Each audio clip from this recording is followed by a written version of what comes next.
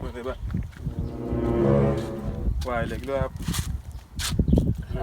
I'm like, she must be my child.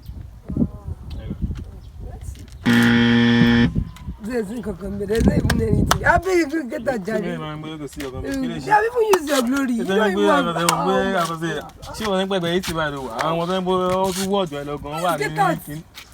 Tell me importer, exporter, number one. Padilla in Africa, my money's thinker than a pokey when no day back. Hey baby, what's up? Oh, fine bobo. Hi Bobo. Such a fine boy. I'm blushing. You know what? I pray for you. Wow. I want us to be. I'm here for you, Joe. As you want to. I'm here for you. Don't worry. Let's go, Joe. Do me, no, ayo. Oh, you are such a gentleman. Yeah!